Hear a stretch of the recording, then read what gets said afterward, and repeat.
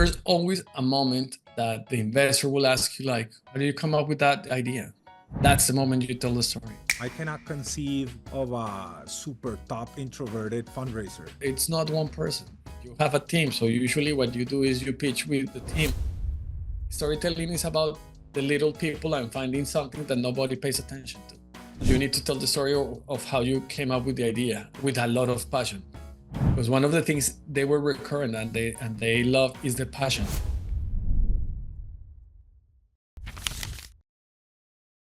Hello and welcome to the Fundraising School.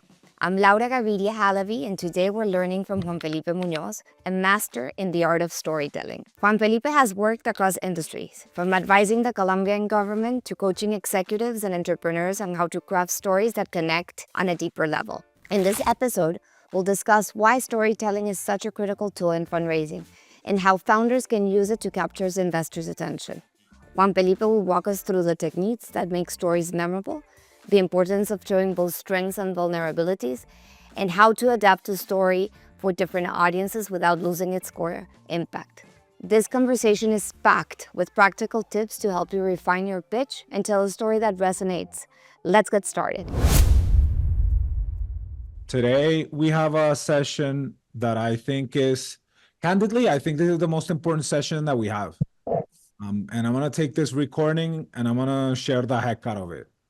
Right, because when folks are looking to attempt and to go around fundraising, one of the biggest challenges is that around storytelling. And today we have a wonderful guest. I'm super excited to introduce Juan Felipe Muñoz. Juan Felipe basically has done a whole bunch of stuff, but the most relevant work that he's done, he's led communications for the Colombian government at some point. He does coaching and also provides, shares his learning, sometimes as a visiting scholar at Kellogg. And he also helps businesses, large, middle, and middle-sized and small, to help craft their stories and then execute on that. And I think that this is easily the biggest weak point that I've seen in founders typically. So I'm super excited to have Juan here join us. Juan Felipe has kindly prepped a presentation for us. I'm going to let him speak briefly about himself, and then let's jump into it. Is that all right? Okay. Andres, thank you for the invitation, and thank you, Laura Gaviria, also for inviting me. Let's move into the presentation, Andres. I studied at Kellogg, and you have wonderful professors there in marketing, branding, and communications. Once I had graduated, I went back and I stepped into a class which was taught by Stephen Franconetti. He's a psychologist. He was giving his first class, by the way, there at Kellogg as a guest lecturer. And now he gives an amazing class, and the class name was Visualization for Persuasion.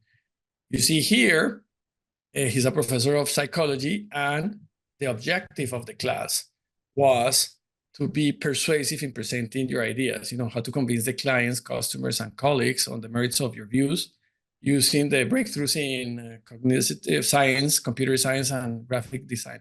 I mean, the class was amazing. And what he did was, he organized the whole classroom. He divided the classroom by teams, and he managed to create 10 groups.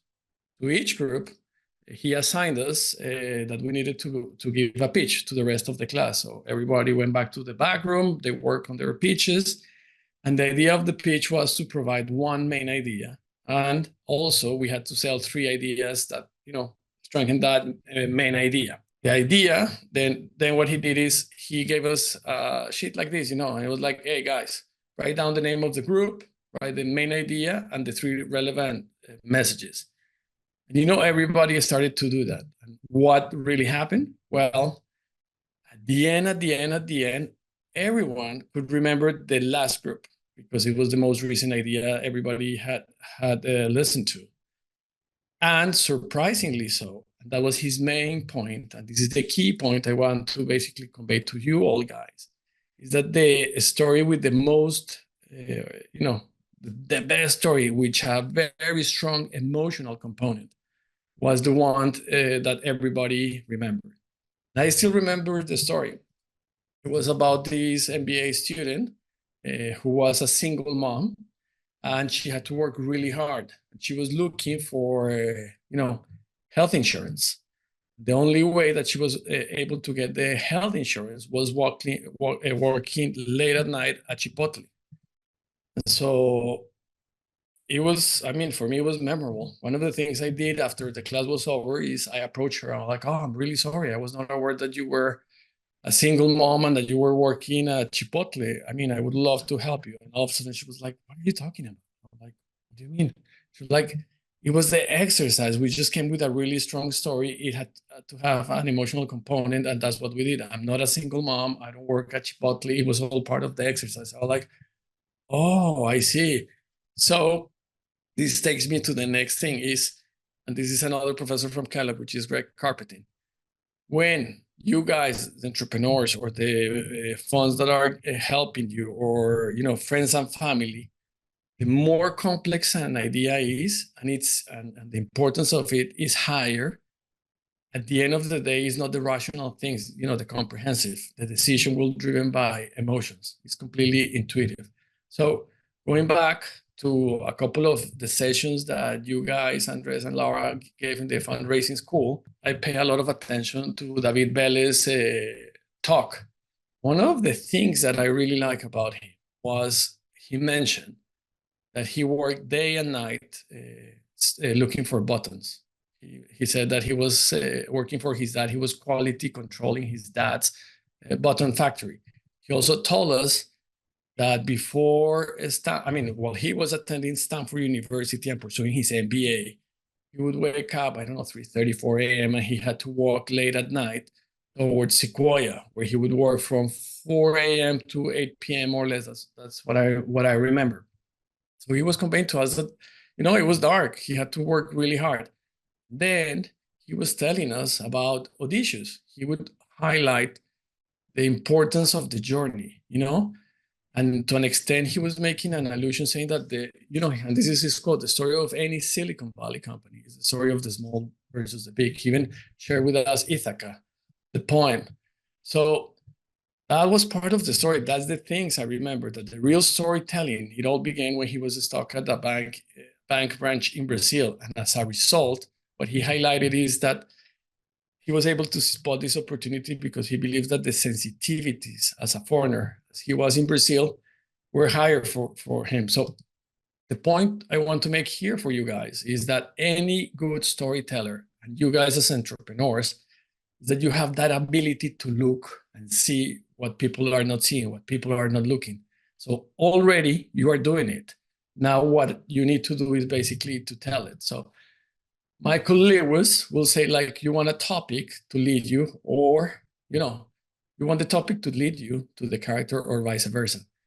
In the case of David, the problem, which was the branch had huge lines, found the solution Vélez, or the solution Vélez found his problem. We don't know, but that's the story that he more or less has told us. So being Michael Lewis, for example, saying that outlier is the beginning of something great. And David would tell us that if you do something that is really, really hard, it means that it has fewer competitors. Because if it was easy, there would be more competitors. So he found the story. He was at the branch. He told us that the reason he learned, that's the way I basically picked it up, is the attention to detail was provided when his dad made him look for buttons. Now there's much more things, but that's a great element that he tells in his own story. And we spoke with Mike Maples. He told us, hey guys, what I need is someone that breaks the patterns, someone that is away from the consensus. One of the things he said, and this is a recap, he told us what are the 3 slides that he would expect from someone, an entrepreneur looking to raise funds. The first one is, what is it that you do? The second one is that contrarian view. And the third one is like, what is that you have? So here I would say is what he's doing is he's asking you the right questions. He wants to know the answers, and you already have done that homework. So that's what we need. I mean, you guys need to start to convey. And Rodrigo told us the importance of a pitch. He said, find a large problem that it's painful and have the right team to solve it. One of the things that David did, according to him, was he found Christina, no? What he said, it was Christina who knew about credit cards. He had solved the issue for Itaú. So David, the ability of David, if we go back, is he was able to create a great team, finding Christina, and Christina was the one who brought credibility precisely in the challenge that he had no experience in the credit card. So it was his ability to see, the bottoms all over come again. Then we had Nico Berman. Nico, what he was telling us, and what stayed with me, he told us about, he made this analogy of being the co-pilot. He said, like, look, you are the CEO, guys, you are the founders, you are the ones who drive the car, but you have a flat tire. We are the guys who are willing to step down, change the tire with you, and help you to continue that race. So what he basically summarizes in 3. He said, what you need is a great team. You need TAM, which is you need to understand the TAM, which is the total addressable market, and you need Bob, which is the beauty of the business. One of the highlights, which I really like, and he said, was the pitch that makes your eyes open, that is fluid, that is open, is the passion, the leadership. That's the right pitch. So it brought me back again to my time at the Franco Neri's class, which is the pitch that was memorable to me was the single mother who was looking for health insurance and what she needed, the solution for her problems was Chipotle. Okay, so moving forward, what is that you need? I will provide you a couple of ideas in form and substance. In form, what you need is to use colors. So Brian Sternhell would say that the use of colors is so important. He said, for example, red is active. What is pure? Pastor are modern. He says green and pink go better with females. And so he tells us the importance of colors. You can see it in Financial Times and all the business newspaper globally. Their background, they make use of the salmon color. When you see this pink one from Hermes, orange one from Hermes, you're thinking of luxury. Red, it's also super important. But I will give you an example. I had this client, and they were stepping into the cannabis business. So I started to look at other companies and the branding they have done for cannabis. What it was very clear for me is that all of them were using exactly the same colors and using the same basically logos. And it was incredible for me that that was going on. So what I did for them is like, or what I asked them is like, why don't you change the color? And immediately it was a great way basically to differentiate. Now, when you look at the countries, when they do the branding, countries like Belize or like cities like Bogota or Mexico, all of them are doing exactly the same. Then you have a guy like Simon Anhold, who is an expert in country brand. He's saying, can you imagine 2 more different places than Spain or Rajasthan or Armenia and Andalusia? Yet here they are, all dressed up in the same frocks and going to the same theme party. So for you guys, entrepreneurs, what I would suggest is maybe it's not a good way to use the black t-shirt, no? The substance, what we need is to tell a very, very simple story. First time that I arrived to New York 24 years ago, I saw this old PowerPoint presentation. One of the things that caught my attention was this example. So what's the weather going to be? It's going to rain. Here's why. There are clouds in the sky, the barometer is falling, and my knee hurts.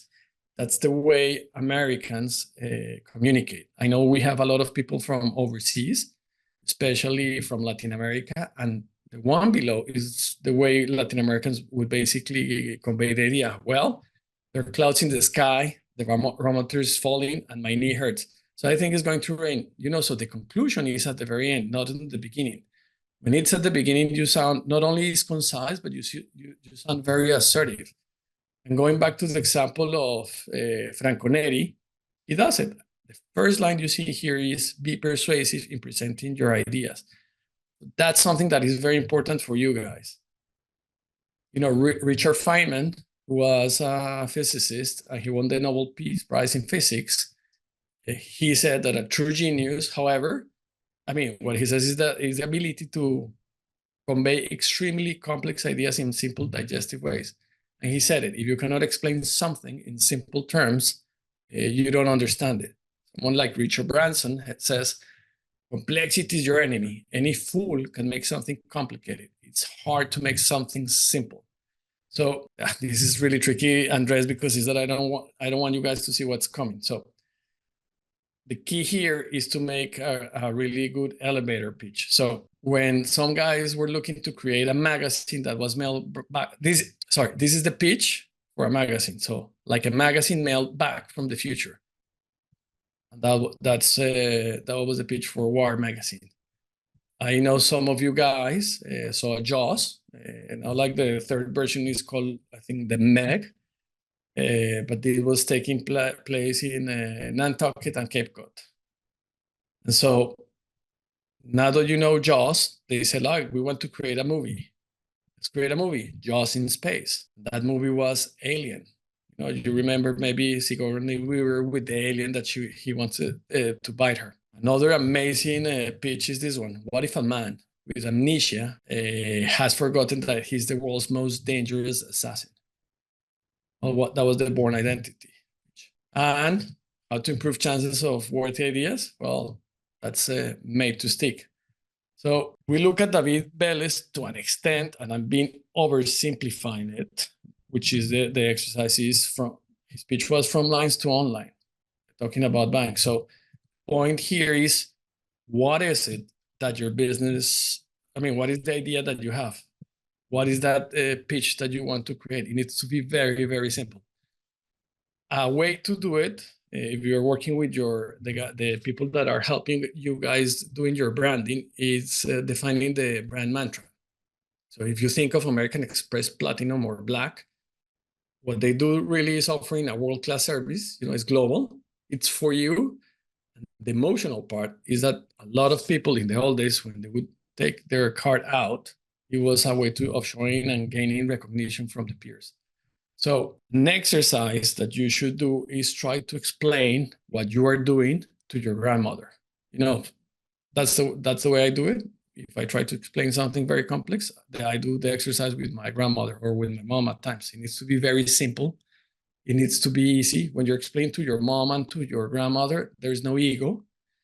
You have to keep them entertained because their span of attention is quite short if it's too complex. And if your grandmother or your mom is interested, your pitch is starting to work. The other thing you need to do then when you're creating your pitch is surprise and drop an unexpected event. That's when that's the hook. That's when people are very interested.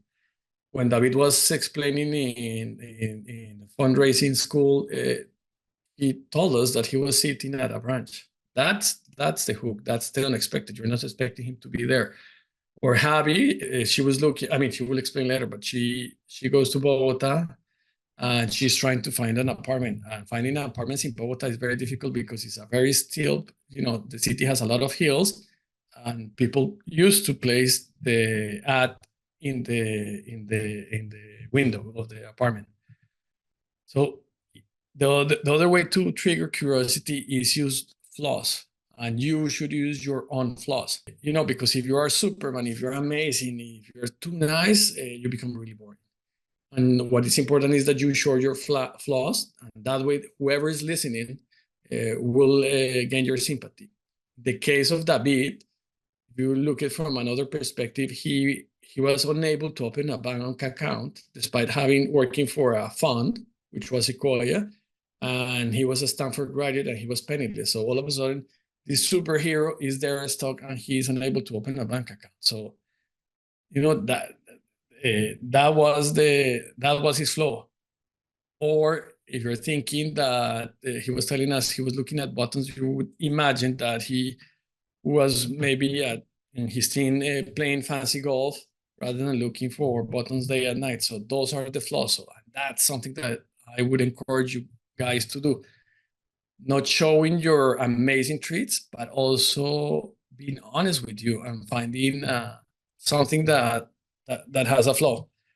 This is the framework. What you need to do first is the pitch, which is basically what I was telling here, like the elevator pitch. Try to find the emotional part. Then you start to create a story, and the story has to have 3 parts, and I won't go into detail right now. And then you need to add to that story data. Here's the cheat sheet I created for you guys, which is make things very, very simple. Create the pitch. Think on the emotions that you can add. In that moment, that's where the storytelling begins. You have the pitch, you have the story, and there's a solution or a problem. You can, or vice versa. And as they said in Series B, you can, Series A, you can start adding data as data, your businesses start to produce data. So Andre, that's a fast way which I share with you storytelling. I'm open for questions. Thanks a lot for that overview. Thank you very much. And as you were just giving the presentation, Simon just called and he's an exceptional storyteller. And I wanted to ask you, on behalf of the different founders, I know you've spoken with a great deal of people who go and pitch ideas, businesses, so on and so forth. I'd like to understand first, what's like the most common mistake that you see people do when they go and pitch a story or they try and build a storyline? There are 2 things, and they're different. The first one is at times they talk too much about themselves. And what you need to talk is not about me, it's about us. You need to talk about the team. David allow Christina and then the IT guy to talk. So you need to talk about a team. The thing is, if you talk too much about yourself, whoever is listening to you at an unconscious level that starts not to like you a lot. So because what you're talking is about, your ego is really talking about, and you need to avoid is talking about your ego. You need to talk about we, and you need to talk about them. It's not about me, it's about them. That's one of the biggest mistake on one end. On the other end, let's call that the extroverted. On the other end, you have someone that I could call the introverted. They don't talk about anything. They don't talk about themselves. They talk about the numbers, about the things they do, but they are really shy of talking about the amazing things they have done and the amazing things they believe and they're super confident about that they will achieve. So you have both ends, or too much or too little. And so that's one of the biggest mistakes. And I would add, at times when people talk and you entrepreneurs talk about your businesses, you are assuming that everyone knows exactly what you're talking about, because you've been with, either you're talking with a lot of engineers day to day, or you're talking with a lot of, in your line of business, you talk with people within your industry. So when you step out of your industry, you need to lower the conversation and make it more simple. Awesome. Thank you for that. Actually, I see that a lot. And with a friend I'm helping out now, the first takeaway that I'll focus on is the explaining to your grandma, because the business has like different areas, but it's actually quite complex. And we'll just make sure that we express it in layman's terms. And now, to add there, just to close, the easiest way to explain something in simple ways is find analogies. Analogies are universal and are the easiest ways to explain something complex. Okay, I'll look for a couple there of analogies. And then in terms of delivering the pitch, right before starting the call, we discussed privately a little bit about repetition. And I would love it if you could share a little bit of insight in terms of the importance of repetition when you're providing your pitch. Because a whole bunch of people ignore that. And you're obviously like a master of that, having worked in government and managing government brand, right? So please speak a little bit about repetition. So there are different ways to repeat, but you should repeat within your presentation the message. I repeated many times, David. I repeated many times the bottom story. I repeated many times the single mother looking for healthcare and having to have a second job at Chipotle. So when you're crafting your presentations, make sure that you repeat yourself, because at times the ideas they take a while to stick. That's one. And you can strengthen the repetition, not necessarily by repeating itself, at times by colors. Use colors wisely.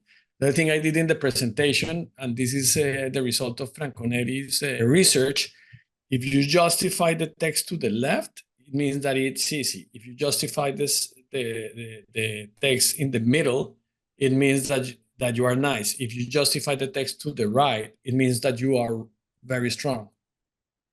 So if you go over the presentation, there are many times that I was justifying the text to the right, because those are the difficult things. So repetition comes in form and substance. That's super interesting. And something that I wanna provide folks with additional information. Juan committed to sending us additional texts and additional material for us to dig deep, and we'll share that via WhatsApp later in the week, so you can all go deep on this stuff. I'd like to talk a little bit about also the variations of the story, right? Because whenever you're telling a story or you're doing storytelling, you obviously need to adjust it to your audience, right? I'd love to understand how do you think about that, your core story and potentially adjusting to your audience. Let me give it a shot if when I share the screen works, because that would make it easier. So what I recommend you to do is divide let me show you as an example here, Navigator. When you do Keynote, you can create this so I divided the presentation in three parts. When I did it about Franconetti, when I divided about Fundraising School, then you can start dividing. This one should not be here. You see, you have these 4 stories. So when you are creating a presentation, you should create a lot of stories and use them and rotate them depending on the meeting that you have. So at the end, what you have is a whole deck. Go back here. What you have here is a deck that you can start rotating. Un comodín, diríamos en español. Yeah, like you can move it around. And do you adjust the other? Exactly. So for example, in here, what I did, the ones that are purple, those were quotes done by other people. The ones that were blue are the ones that are mine. I played with images here. So you have a set of images, you have a set of quotes, and then you start playing. And then you start repeating. When I said examples of why it was difficult, I justified the text to the right. Because what happens, the eye is used to reading from left to right, not from right to left. So when you see something justified to the right, it's unconsciously you're telling the reader that it's really, really, really difficult. I did it here again. What happened? It's really, really difficult. So you need to understand how is that. For example, graphs, which is for storytelling, the graphs for example, these are the right and left. In movies, the bad character always shows up on the left. When you're watching a Netflix show, just pay attention. The bad character always shows on the right of your screen. The good character always shows on the left. There are things that happen, and you should add that into your storytelling. The other thing, which is an example here, is people only remember 3 things. So that's why if there's an important slide, just convey 3 messages. Or use 3 images. Otherwise, people get completely lost. If you add a lot of images, people get super lost. That's awesome. And how do you suggest that founders go about telling the story? Like, one of the challenges that I've seen with founders quite usually is that this happened to me just last week. As an investor, you want like the highlights, right? So you want top team, market is growing, a shit ton of ARR, things are going super well. But this founder insisted in telling me their origin story. Like they're some fucking, I don't know, superhero. And I could not care less about their origin story. You know what I mean? I wanted to understand first the business. How would you tackle that issue of the impatience of the investor versus the founder need to tell their. But there's always a moment that the investor will ask you, like, how do you come up with that idea? That's the moment you tell the story. And that's the moment don't say you're the genius, but you just take someone out there and make that person the hero. I mean, there are different ways of doing it, but in simple terms, is David was telling us he was stuck in Brazil in a branch, and all of a sudden, during that moment, imagine long lines, no AC, he was sweating, noisy, people talking in different languages, maybe a TV blasting, and you're waiting for the line. So in that moment, emotionally, he took us there. Got it. So in when this specific suggestion, what would happen is answer my questions and then tell your story at some point where like I open the door to do that, but don't do it right away. yes, you just start seeing, but have the story extremely well organized and add a lot of color to the story. Got it. And talk to me a little bit about product demos. What have you seen that works, or would be what would be your advice to folks who are interested in doing product demos? So the memos is what I touch base No, at the demo, like a demonstration of the. yes, but that's what I said. That's the moment. That's the aha moment. Mm-hmm. So if you create the hook and you said you were waiting and all of a sudden it's like, okay, show me more, and you throw the demo. Because that's the moment. Is the moment you take the rabbit out of the hat. It's the surprise moment. Okay, that would be like the surprise moment. Yes. Okay. It's interesting. I feel like most of the founders that I coach now, more often than not, there's like very little product. There's like almost nothing. So it's more about ideas and pictures. But I remember that when we started Grability, which was the company that we did before Rappi, it had ridiculously good, it had exceptional UI, like exceptional. And whenever we did the demo, it was just crazy, crazy good. And it always surprises me now that many times investors want to see stuff, but as a founder, you don't want to show them stuff because it's like crap. You know what I mean? So what would you suggest to founders who want to provide like an aha moment, but they don't necessarily have a working product? It's in that you need to tell the story of how you came up with the idea with a lot of passion. Because one of the things they were recurrent and they love is the passion. Even Mike Maples, he said that when he saw your colleague from Rappi, he could tell in 2 seconds that was the team. He could sense the passion without the moment they step in. Rodrigo Baer was talking about, or I don't think if it was Nico, where is it that you sit? So if you don't have those toys, it's about the passion and how there's another level in storytelling is where do you sit? For example, you need to know exactly where you're sitting in a meeting. Now, in these days, I'm doing this conversation with you through Zoom.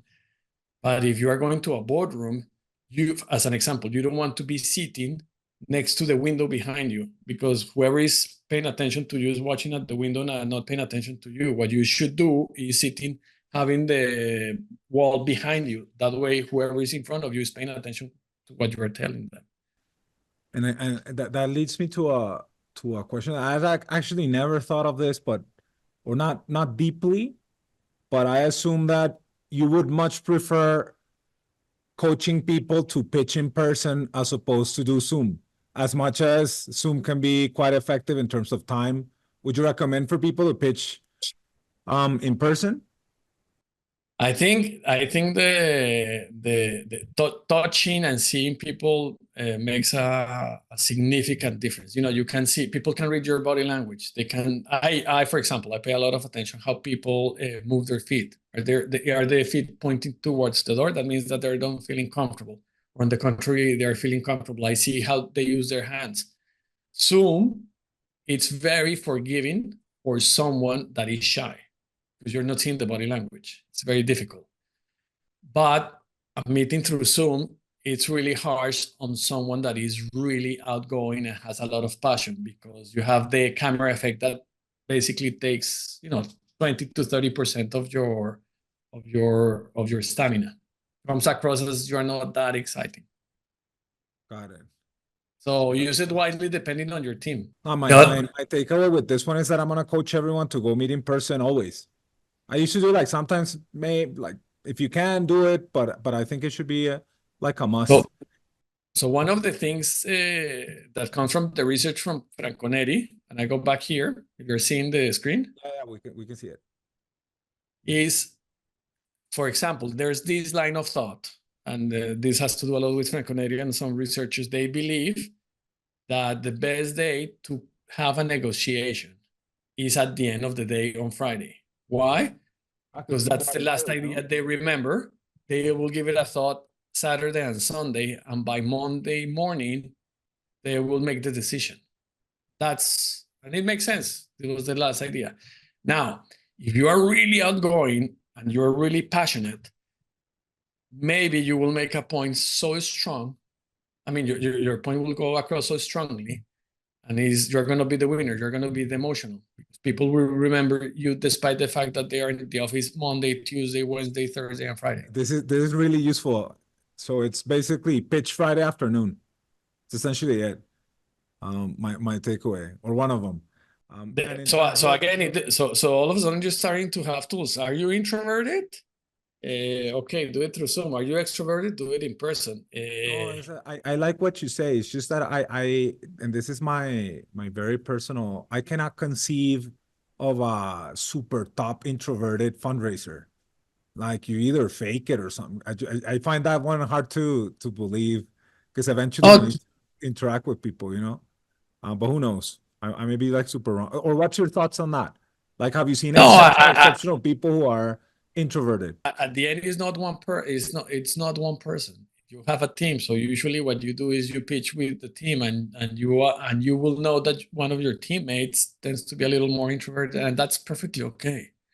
So the moment he has to, to talk, he will talk. But you know, I mean, that's why you have a team.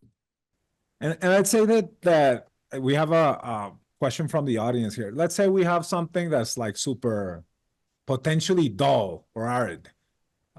Supply chain logistics, right? What kind of like elements would you look for? Or how would you potentially think through making or doing a story or a pitch that's exciting around supply chain logistics? I will try to find the hero in the chain. What is it that this person bump into that make him or her think about to make a change? Again, the storytelling is about the little people and finding something that nobody pays attention to. So that entrepreneur found that. Then I would take that story or that problem that he found, assign a character to that problem, and tell the solution and the problem or the product through a character. Okay. Okay. And then people will remember that character. Got it. And so I had an example. I had this chemical company. Think of a DuPont, a global DuPont type of, and they were working on shipments. I mean, they do a lot of cargo and they ship a lot of cargo. So this guy was talking to me about chemicals. All of a sudden, I was like, and one of the businesses he had was selling, cat litter. But he was taking it from a point of view of selling sand by cargo, by tons. Then the idea was not that. The idea was that he was helping people. His litter, cat litter, was helping people with the biggest issues, having the cat inside the house. And doing that analytics, what I found was that one of the issues has to do, I was not aware, I mean, I'm a dog guy, not a cat guy, that cats pee on people's beds. And no one tells anyone, but that's the biggest thing. All of a sudden, the story you could find was how his litter was better and his shipments were faster than the competition. All of a sudden, it was no longer about chemicals or supply, but it was about he solving a problem, and the solutions that he had were faster was because he had better logistics. Oh, got it. Well, that's actually quite useful. And I keep asking these questions because I have this one problem with logistics. Well, it was from the audience, but it's useful for me too. We have another question here. Let's say that that you're going through the story. What kind of stuff would you highlight about the team? Because typically in earlier rounds, even to Series A, as much as there's product market fit, people invest in the team. What kind of stories or how would you focus on highlighting the team within a pitch? The first thing I would look for are their flaws. because with their flaws, all of a sudden they become human. And if they become human, they become normal people. And then you start doing a counterbalance with what they're really good at. But you need to acknowledge the flaws. In the case of David, think about it. How is it that he has all these connections from Stanford, blah, blah, blah, but he wasn't able to open a bank account? Come on, a Brazilian would say like, oh, why didn't you call me? I would have helped you. But the story was that he was so, call it clueless, but he was doing the right thing, going to the branch and making the line. That's the moment that he had the aha moment. I'm going to create this business. But that was the flaw. The flaw was that that was the moment he had a flaw. So coming back to your question, I would find the flaws of people and then create a balance with the things in which they're amazing, and very thoughtfully highlight those flaws. But usually those flaws come in the moment that they found the idea. And I have one last one here from the audience, which basically highlights that if your idea is intrinsically related to your experience and your past, right, and you're gonna share this story and tell this story, and this is directly linked to your past and your experience, how do you make this story not about you, but about us or something that's engaging for the audience, if it's all based on the stuff that you know and in your experiences? Start making it about your team or the places you are. Make it about the people you meet who are in front of you. So all of a sudden, it's not your story, it's the story of the person you met, and she was telling you or he was telling you that story. So you make it about how you were trying to help that person at the moment, and you tell her story and how she or he improves throughout time. And one last one for my benefit, like I've always been of the opinion that you need to, at least when you're raising money from VCs, you need to tell them what they want to hear, right? Sure, I mean, at the end, you have to do that, just. But how do you think about going about that? Because people do definitely want like super top team that works well, large market, so on and so forth. How do you think about providing the audience what they need? And at least in my view, it's terms of greed. For me, the story has to go back to greed. I want to make a shit ton of money. That's how I think about it. Yes, which is the total the Tom, what he says about the addressable market. But it was Mike Maples. He loves the contrarian. So the story is about being a contrarian. Why is it that you have that idea? Why is it that you will do it? And those traits are part of your personality or the personality of your peers. Okay, so what you're saying is focus on what's different, essentially. Give them what they want, but focus on what's different. And they're expecting you. And at the end, it's funny because you're saying, oh, they are asking me for A, B, and C. It's like a checklist. Sure, you have to have that there. But at the same time, they're looking for a contrarian. That's what they're looking, someone that thinks completely different. And if you just give them numbers and you don't give them emotions, all of a sudden you're more of the same. And you need to be different. You need to be a little different. And they will remember those emotions. Now, the way they verbalize it is saying like, oh, we're looking for passion. Okay. Got it. So that's the euphemism. Okay, I got it. Cool. Well, Juan Felipe, this has been amazing. Thank you very much for spending the time. I want to be mindful of your time and everyone else's. We were supposed to cut like 5 minutes ago, but I definitely have a bunch of questions for you, and I very much will take you up on your offer of putting some materials together so that people can continue to research this topic. This is the single most lacking area, I feel, most of the time in fundraising, and I think that we're all well served through thinking about the concepts that you shared, and then going a little bit deeper on all of the areas. But it's been very, very useful. Thank you very much for the time. I hope people found it quite useful. One last thing, just to do this exercise that Franco Neri did, So group one was David Vélez and Mike Maples. Their main idea was customer-centric and funding stages. The three main messages, well, do the exercise. The second was Rodrigo Baer and Nico Berman, asking a VC and serious expectations. Tell me what were their messages. And Muñoz was about storytelling. Try to do the exercise on Monday if you remember of any of the images I gave you. Cool. Maybe you will remember about Chipotle. Maybe you will remember about that woman. Maybe, I don't know. Maybe you'll remember the picture of Red Bull. You might, maybe you don't. I assure you, the images will stay with you. All these things, they won't, because people don't remember those things. You might remember this, just in space. Do the exercise. It's super interesting. And it's a wonderful way of letting us go through a last one repetition. So good for you. Thank you everyone for the time. I hope you found it quite useful, and we'll see each other next Friday. Have a good one, folks. Folks, quick reminder, if you're raising a Series A or expect to do so over the next few months, you need to get your financials straight. And I would strongly recommend that you hire JP Donoso, the CEO and founder of Optics, to help you out in that regard. He worked at Rappi's internal team, we raised exceptional rounds with him, and he's helped dozens of world-class startups raise the rounds. So give JP a call.